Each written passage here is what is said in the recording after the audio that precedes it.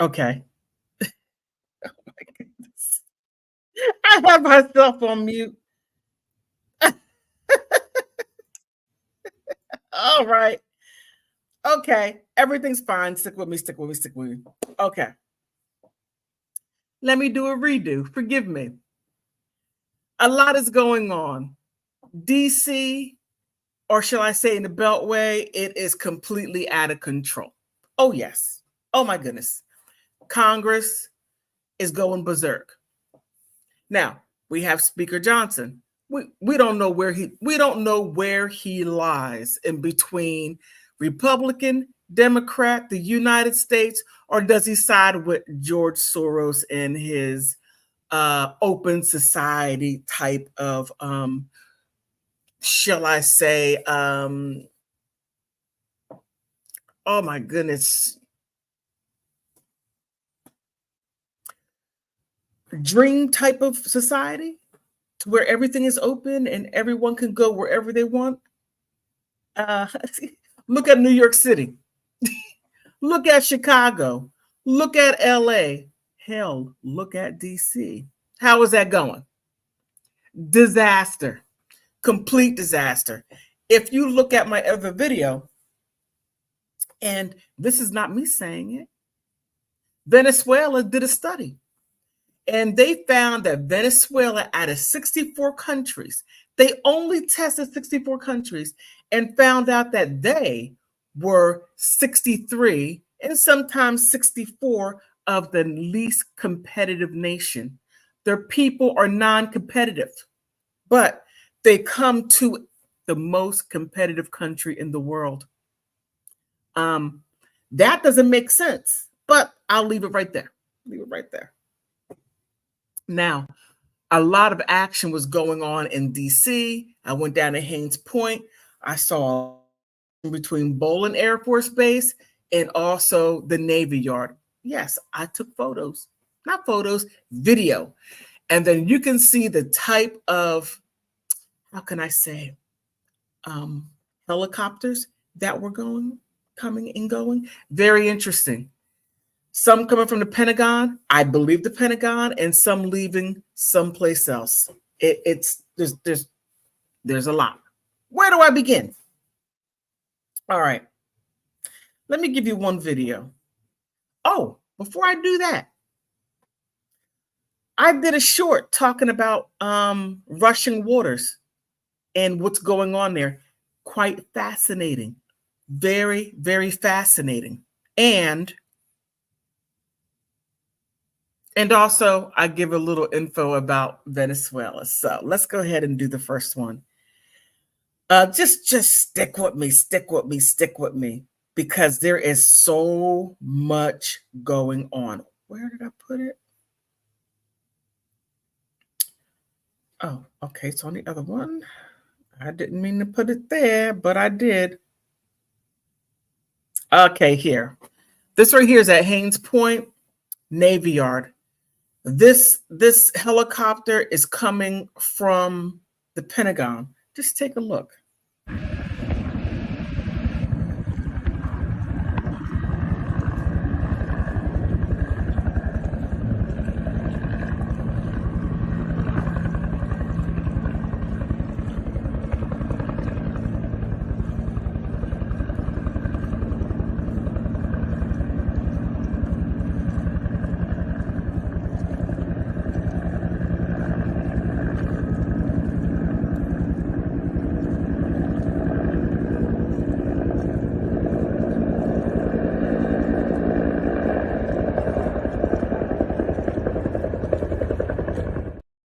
Okay, well, that helicopter stayed there for about 5 minutes, right? And then it went up. And then it went on the other side of the Navy Yard. Now, the Navy Yard is huge, okay? Just watch this.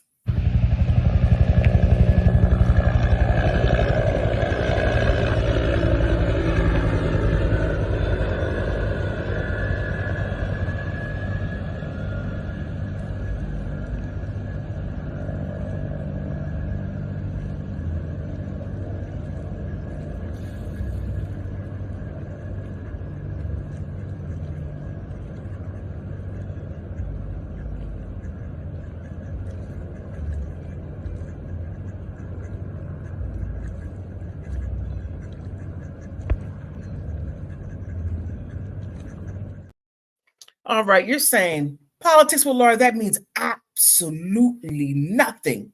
That's a nothing burger.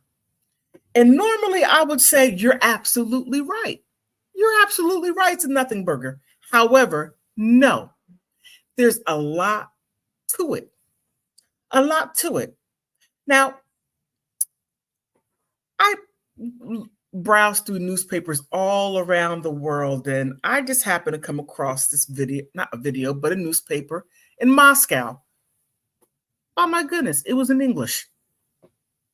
Well, it said that it was warning Russian waters citizens in Turkey catching flights to anywhere in Latin America because Turkish Air is like, no, we're not taking you anywhere.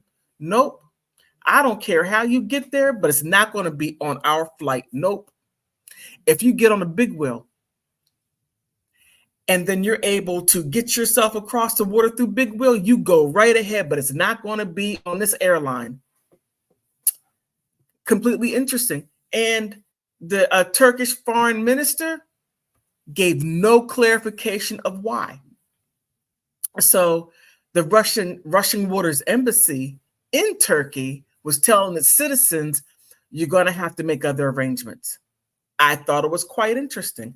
But before I get to that, let me just go ahead and do that.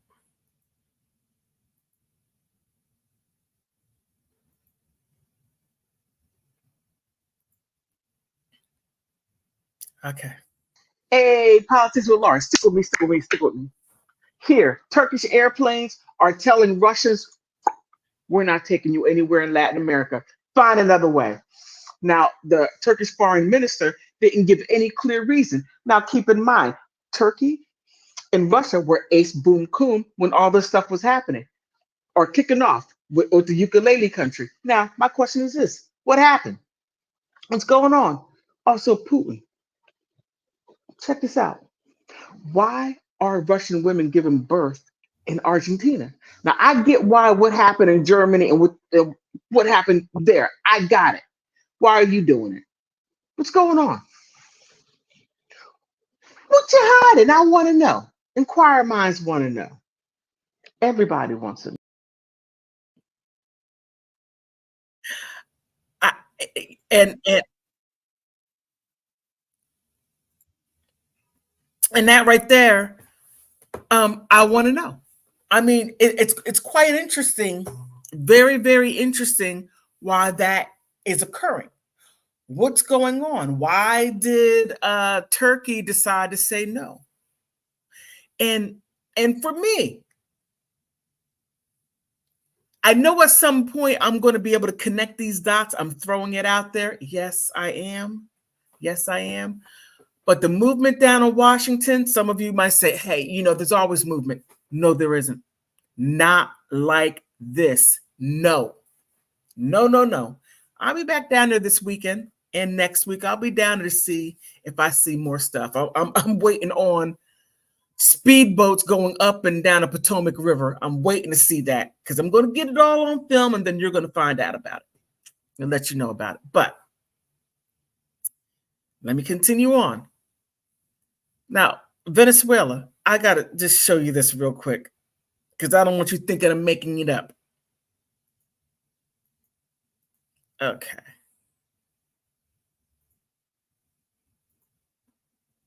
And this right here again is coming from Venezuela. And this right here again is coming from Venezuela. Politics with Laura didn't make this up, so don't be giving me no hate, nothing. All right? If there's anything, you need to go down to the Venezuelan government and you go let them know that. All right, here. And I spoke briefly about competitiveness. Venezuela occupies last place in ranking of economic competitiveness. The people are not competitive. They are not competitive as far as getting education. They're not competitive within the workforce. They're not competitive in any of those things. That's why when I was talking to this Venezuelan, and this right here, now you're sitting there wondering, hey, Politics with Laura, what does this have to do with Joe Biden? Everything. Everything. I've said it in other videos that Joe Biden has destabilized that area. Yes, over the Ukulele country and rushing waters destabilized that. I've done videos, and I've said before, you're wondering why that they're bombing hospitals and schools. That's because they put the sites, the black sites in schools. They put them in those areas. Yeah, they most definitely did. And I even have a tape. Oh man, I hope that video is still up. I hope they didn't take it down. But a videotape, an audio of Victoria Nuland, the undersecretary of what's her name? Hillary Clinton at the time, to where she was in 2012, 2013, how they were destabilizing the ukulele country for all of this to come into fruition, because Hillary Clinton was supposed to become president, but that didn't work out. So Biden followed everything through. It is. Go through my earlier works last year. You'll see. But before I get to the other part, let me get these little videos out the way. Now, this is Bowling Air Force Base in DC. Very, very illuminating. Very illuminating. Now, you're going to see a helicopter coming from Bowling Air Force Base. You're going to say, Politics with Laura, so what? What does that mean? Look at the type of helicopter it is. It's about 30 seconds long. Here. Okay, that just went left from Bowling Air Force Base. I don't know what kind of, oh, that's a specialized one. Oh, that's a specialized one. If somebody could please tell me what type of helicopter that is. Big joints like that, usually you'll see 2 or 3. They've been over there. Oh, you're showing off for me. Thank you.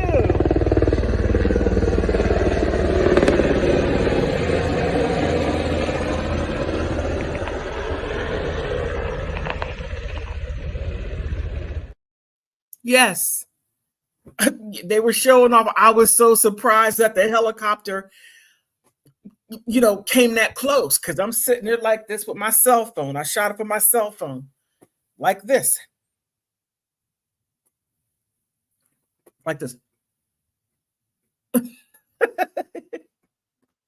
A lot of movement.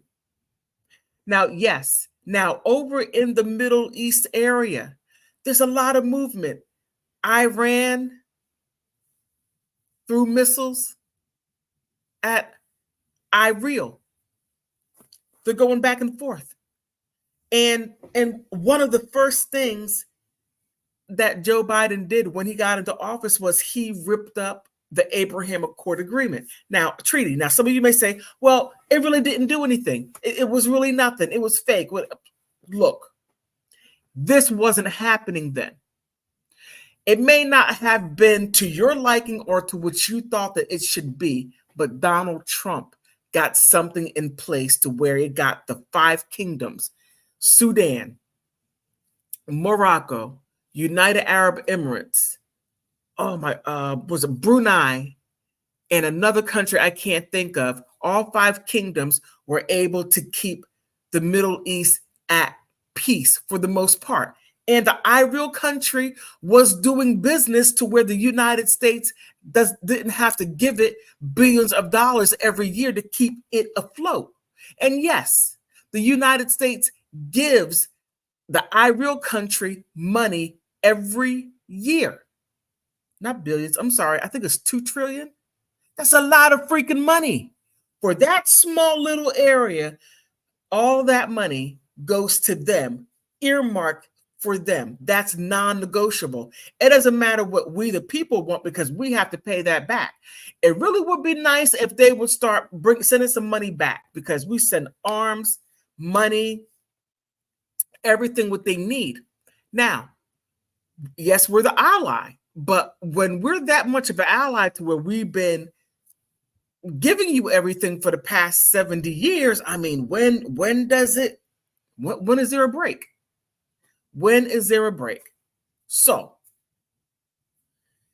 here's another one, another video, and this is it. The last video that I took down there, I took 4. So this is another a video on Bowling Air Force Base in DC yesterday. This was around, I took these videos between 12 and 1 o'clock in the afternoon, within an hour span.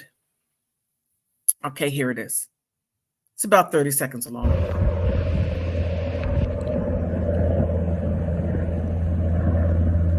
As Bowling Air Force Base, the second one to leave.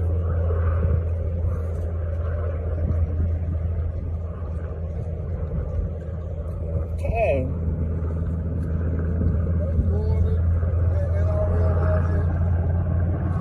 Oh, it's coming my way again. Let me get out the frame.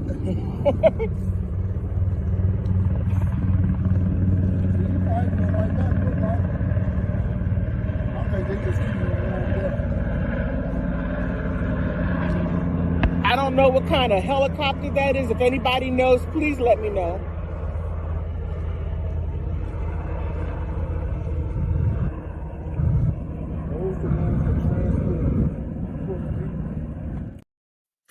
Now, in that direction, the helicopter was going, wasn't towards the Pentagon. That was going towards down Potomac River, which goes into Chesapeake Bay, which goes out into the Atlantic Ocean. Now, there are some bases down further down on the Virginia side. A lot of action. Now, the guy that was there, I don't know. Oh my goodness. Not Derwin, not Daryl. I'm sorry, I forgot your name. Okay, the next time I see you, I'm going to bring you a lunch, because you said I was going to forget your name, and you were right. Thank you for subscribing. I appreciate your subscription. I'll be back down there Monday or Tuesday, and I will have a salad, some fruit, or something like that for you. So I do apologize, and I hope you see this video before next week. All right. So there were some specialized planes on both sides, specialized planes. Now, the gentleman was telling me was that those planes carry important people. Now, you know, if the president is on one of the planes, because it will be followed by fighter jets. I was like, oh, okay. Very interesting. Good to know. I'm going to put that in my arsenal of information. So now, oh, I want to get to something really quick. Now, I was blaming a lot of this stuff on King Charles as far as what's going on over there in the Middle East, because he owned that area. That was his land. Now, what I found quite interesting, let me just show it to you so you know exactly what I'm talking about. Now, I thought that Palestine was a part of the British, what do you call it, Commonwealth. And at one point it was. But here, as you can see, Palestine, which became a state of the Israel country in 1948. So 3 years after they get to that area, they immediately become a government. Immediately, a government, not a settlement, but a government.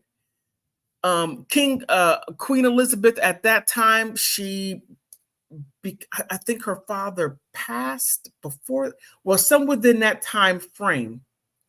She or her father, King George, had that area. And after the war, that's where they placed them. They placed them right there in Palestine. That was their land. Okay, here, we're going to place you right here. Boom, settlement, government immediately. And then it went from King George owning that area. He gave it up. It says here, Ireal, this right here, all of it is yours. I thought that was interesting. All of that land became Ireal's land without the consent of the Palestinians, or shall I say the Philistine or the Philistinians, before they became Palestine. Quite interesting. But let me go back to this real quick. But here, I found this really, really interesting. Somaliland, which was united under the former Italian Somaliland, 1960. I look. I'm gonna tell you this. To my Somalian friends, you can never talk smack at all. It's on. Look, Google is my friend, okay? It's on. Okay, I just had to throw that little shade out there. But with all this going on now, Speaker Mike,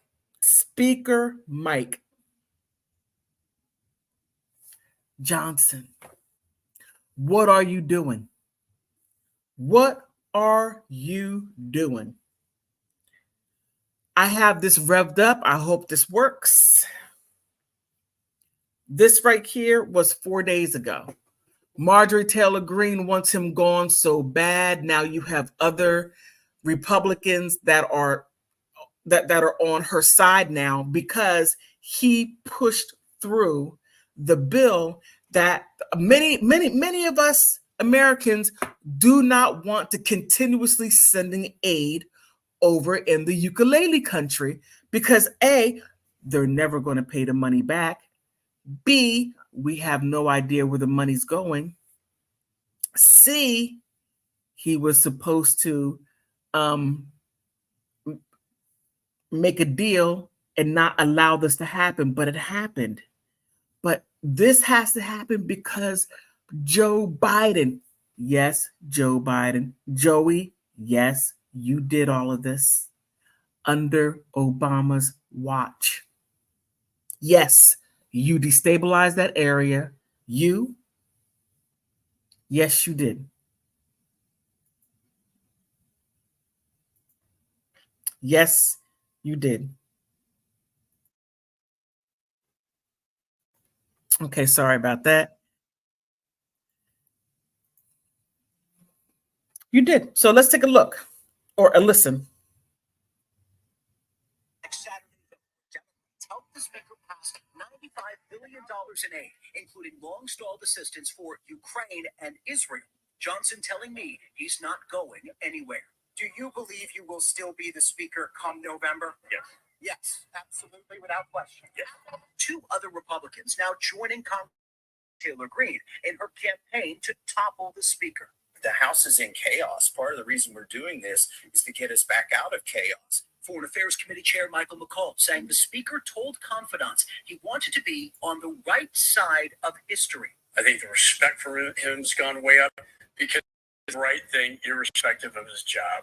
Far-right Republicans angry, focusing on passing strict border security legislation.